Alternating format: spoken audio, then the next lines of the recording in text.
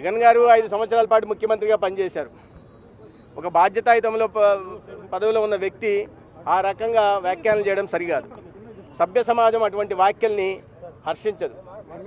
ఎందుకంటే పోలీసులను బట్టలు నిలబెడతానడం, వాళ్ళ ఆత్మస్థైర్యాన్ని దెబ్బ తీయడం, అది ఒక అనాగరికమైన వ్యాఖ్యగా గుర్తించాల్సి ఉంది. మొదటి నుంచి జగన్మోహన్ రెడ్డి గారి నైజం అదే. ఎందుకంటే వాళ్ళు ఆయన పెరిగిన నేపథ్యం ఫ్యాక్షన్ నేపథ్యంలో పెరిగారు. అణచివేత కారణంగానే మనం అధికారం చెలాయించని ఆయన బలంగా నమ్మే విశ్వసించే వ్యక్తి. ఆయన 5 సంవత్సరాలు ఆయన ముఖ్యమంత్రిగా అదే రకమైన పాలన అందించారు.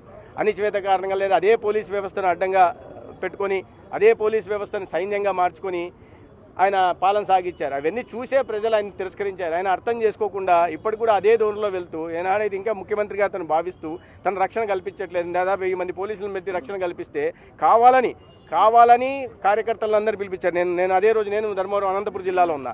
అనేక మంది నాకు మదనపల్లి ప్రొద్దుటూరు నుంచి ఫోన్ చేశారు. అన్న మేము కూడా అక్కడికి వస్తున్నాం, మా జగన్మోహన్ రెడ్డి గారు వస్తున్నారు కాబట్టి తర్వాత మిమ్మల్ని కలవచ్చా, దేనికి వస్తున్నారనే మా పార్టీ మాకు చెప్పింది.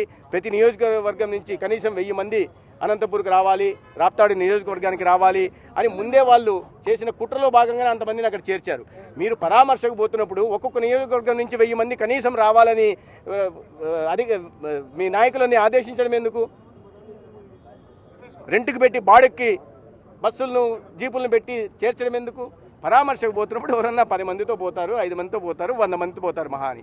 1000 మందిని అక్కడ చేర్చడం వెనుక ఉద్దేశం ఏంది అంటే దాని ద్వారా తనంతకు తనే సృష్టించుకొని తద్వారా సానుభూతి ఏదో మళ్ళీ తర్వాత గగ్గోలు పెట్టి ప్రభుత్వం పట్టించుకోవట్లేదని బాధ్యత కల్పించట్లేదని గగ్గోలు పెట్టి సానుభూతి పొందే ప్రయత్నం చేస్తున్నారు. ఇటువంటి డ్రామాలు అనేకం చూసాం మనం. చిన్నాన్న హత్య కేసు దగ్గర నుంచి, కోడికత్తి దగ్గర నుంచి, రాళ్ల దాడి దగ్గర నుంచి అనేక రకాలైన డ్రామాలు ప్రజలు చూశారు. మళ్ళీ ఆ డ్రామాలను నమ్మే పరిస్థితులు లేరు. ప్రజలు గుర్తిస్తున్నారు. ఇప్పటికైనా బుద్ధి తెచ్చుకొని సరైన మార్గంలో ఒక నిర్ణయాత్మకమైన ప్రతిపక్షంగా వ్యవహరిస్తే బాగుంటుంది. మా వీడియో మీకు నచ్చినట్లయితే please like, share and subscribe.